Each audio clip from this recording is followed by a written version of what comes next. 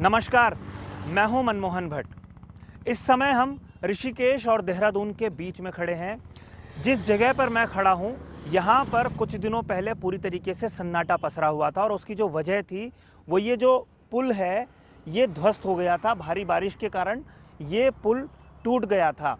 इस पुल के टूटने की कहानी तो कई बार आप लोगों ने देख ली है, ये महत्वपूर्ण नहीं है, लेकिन इस पुल के बगल में एक वैकल्पिक रास्ता बनाया गया था और वो रास्ता ऐसा था जिस पे गाड़ियों की आवाजाही लगातार हो रही थी। लेकिन आज यहाँ पर जब प्रधानमंत्री के आने की जो तैयारियां हैं, उसमें जब हमें पता चला कि प्रधानमंत्री ऋषिकेश आ रहे हैं, तो पूरी सरकार कैसे चाक चौबंद हो जाती है वो देखने को मिला। बिल्कुल बगल में जो कच्चा सड़क जाया करती थी, नदी के ऊपर जो मलबा पड़ा हुआ होता था, गाड़ियां हिचकोले खाते हुए जाती थी, बिल्कुल एक सरपट दौड़ती हुई गाड़ियां यहाँ पर दिखाई दे रही हैं। पूरी बढ़िया सड़क यहाँ पर बन गई है और ये नदी का मुहाना है। आप ये देखेंगे, नदी का ये पूरा क्षेत्र है।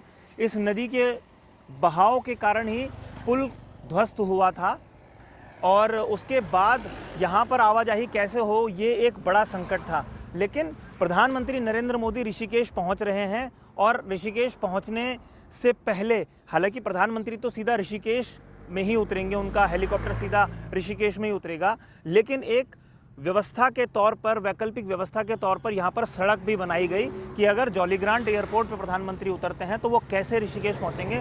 तो ये सड़क बनकर पूरी तरीके से तैयार हो गई है।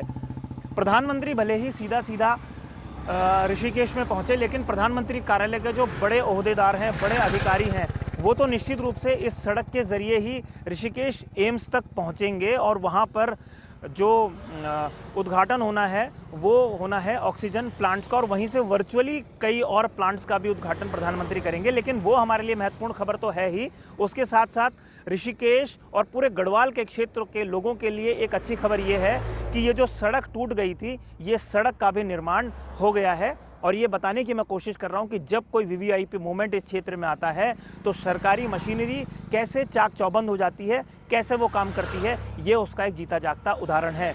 उम्मीद करते हैं कि आने वाले दिनों में भी इस तरीके की सड़कें पूरे पहाड़ भर में देखने को मिलेंगी और जो लोगों को परेशानी होती है उससे निजात मिल पाएगी। आज की इस रिपोर्ट में फ़िलहाल इतना ही। अगली रिपोर्ट में आपसे एक बार फिर मुलाकात होगी। तब तक के लिए नमस्कार।